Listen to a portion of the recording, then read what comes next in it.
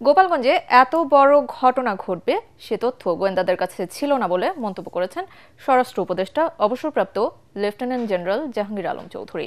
সচিবালয়ে সাংবাদিকদের তিনি বলেন, এই ঘটনায় যারা জড়িত সবাইকে আইনের আওতায় আনা হবে, এখানে কোনো রাজনৈতিক পরিচয় দেখা হবে না। ভবিষ্যতে যাতে এ ধরনের ঘটনা না ঘটে সেই নির্দেশনা আইনশৃঙ্খলা বাহিনীকে দেওয়া হয়েছে বলে জানান স্বরাষ্ট্র উপদেষ্টা। এখন গোপালগঞ্জের পরিস্থিতি শান্ত এবং নিয়ন্ত্রণে রয়েছে। আইনশৃঙ্খলা বাহিনীর ভূমিকা নিয়ে যে কোনো দল প্রশ্ন করতেই পারে, তবে এ বিষয়ে সরকারের কিছু বলার নেই বলেও মন্তব্য করেন স্বরাষ্ট্র উপদেষ্টা। এটা ব্যাপারে মানে অনেকে তো আপনিও তো অনেক কিছু বলতে পারেন, যার যার বক্তব্য শেষে দিবে। আমরা তো নির্দেশনা দিছি ওখানে, এখন ওখানে ভবিষ্যতে যেন এই ধরনের ঘটনা না ঘটে এই জন্য সব ধরনের প্রিকশন নেওয়া হবে। এখন এই জায়গার পরিস্থিতি স্বাভাবিক। মোনালিসা হেভি ফ্লো 15 পিস প্যাকেটের সাথে 8 পিসের একটি প্যাকেট একদম ফ্রি। কারফিউ জারির পর গোপালগঞ্জ শহরে থমথমে পরিস্থিতি বিরাজ করছে। আজ সন্ধ্যা 6টা পর্যন্ত চলবে কারফিউ। নগরীর রাস্তাঘাট ফাঁকা, বন্ধ রয়েছে সব ধরনের দোকানপাট। এছাড়াও বন্ধ রয়েছে দূরপাল্লার যান চলাচলও। এদিকে এনসিপির সমাবেশে হামলার ঘটনায় 14 জনকে আটক করেছে পুলিশ। গোপালগঞ্জ প্রতিনিধি চৌধুরী হাসান মাহমুদের রিপোর্ট, জানাচ্ছেন ফারহিন ইসলাম টুম্পা। আজকে সন্ধ্যা 6টা পর্যন্ত কারফিউ চলতেছে, আপনারা তাদের কাজ নাই, বাসে চলে যান। গোপালগঞ্জে জাতীয় নাগরিক পার্টি এনসিপির জুলাই পদযাত্রা ঘিরে বুধবার দিনভর হামলার ঘটনায় রাত থেকে চলছে কারফিউ। তবে বেলা বাড়ার সাথে সাথে সড়কে লোকজনের উপস্থিতি বেড়েছে। সড়কের উপর থেকে ইট, বাঁশ, কাঠের টুকরা সরানোর কাজ করেন পৌরসভার পরিচ্ছন্নতা কর্মীরা। অনেক লোক পৌরসভার লোক কাজ করতেছে, গাছগাছালি, ইট ফাইট খেয়াল অনেক কিছু এইগুলো পরিষ্কার করবা নাকছি। এনসিপির সমাবেশে হামলার পর থেকে সার্বিক পরিস্থিতি নিয়ন্ত্রণে কঠোর অবস্থানে রয়েছে আইনশৃঙ্খলা বাহিনী। শহর জুড়ে সেনাবাহিনী, নৌবাহিনী, বিজিবি ও পুলিশের তৎপরতা লক্ষ্য করা গেছে। গোপালগঞ্জ সদর থানা পুলিশ জানায়, এ ঘটনায় 14 জনকে আটক করা হয়েছে। এছাড়া আজকের এইচএসসি, আলিম ও সমমানের সব পরীক্ষা স্থগিত করা হয়েছে। ভালো পরিস্থিতি, সেনাবাহিনী, পুলিশ, বিজিবি এরা ভালো করে লাইছে কিছুক্ষণের ভিতরে, এই আর কি পরিস্থিতি এখন সব স্বাভাবিক। বুধবার এনসিপি নেতাকর্মীদের ওপর আওয়ামী লীগ ও নিষিদ্ধ ছাত্রলীগের দফায় দফায় হামলা এবং আইনশৃঙ্খলা বাহিনীর সাথে সংঘর্ষে রণক্ষেত্রে পরিণত হয় গোপালগঞ্জ। সংঘর্ষে 4 জন নিহত হয়, আহত হয় অর্ধ শতাধিক। Bureau report, ATN Bangla.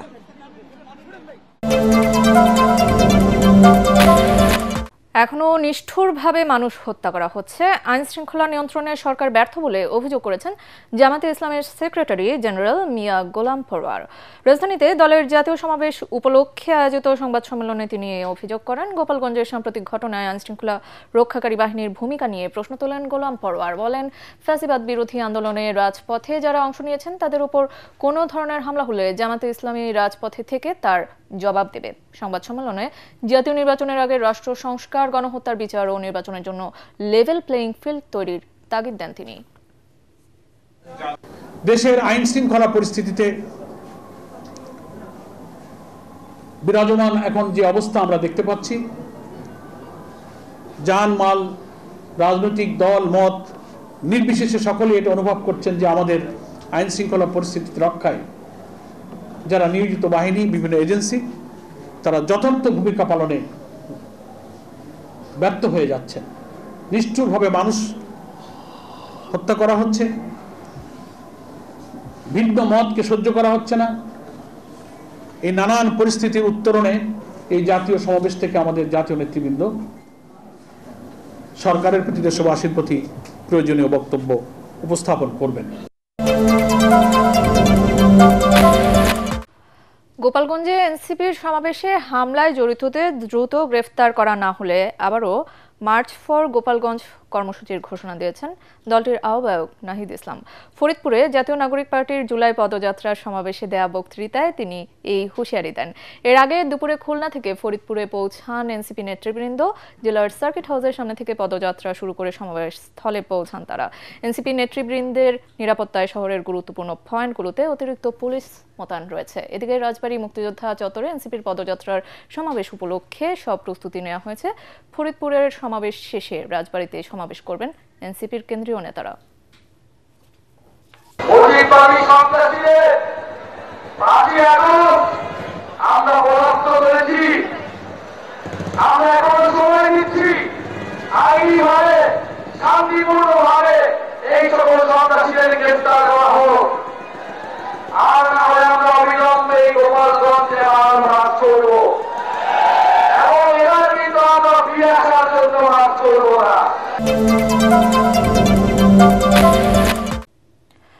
মিটফোর্ডে ব্যবসায়ী সোহাগ হত্যার ঘটনার দায় সরকারকে না দিয়ে বিএনপি ও তারেক রহমানের উপর চাপানো হচ্ছে, যা আসন্ন জাতীয় নির্বাচন পিছিয়ে দেওয়ার একটি কৌশল বলে মন্তব্য করেছেন বিএনপির সিনিয়র যুগ্ম মহাসচিব রুহুল কবির রিজভী। তিনি আরও বলেন, নিপীড়ন নির্যাতনের প্রতীক তারেক রহমান, তাকে নিয়ে অপপ্রচার চালিয়ে লাভ হবে না।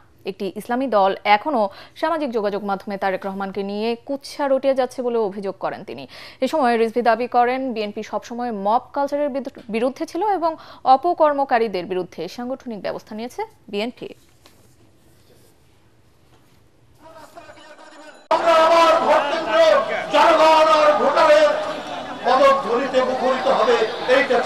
তার জন্যই এত আত্মত্যাগ, তার জন্যই এত কিছু। তাহলে ভোট কেন পুষাবে? এটা তো আজকে গোটা জাতির প্রশ্ন। সত্যি আমার মনে হয় কেউ চাচ্ছেন না। তারপরেই সারা দেশে শুরু হলো সংঘাত, রক্তাক্ত পরিস্থিতি। কেন এটা করি? কে এর জন্য দায়ী? মিটফোর্ডে যে ঘটনা হয়েছে, সেই ঘটনা কি বিএনপি সেটাকে আশকারা দিয়েছে?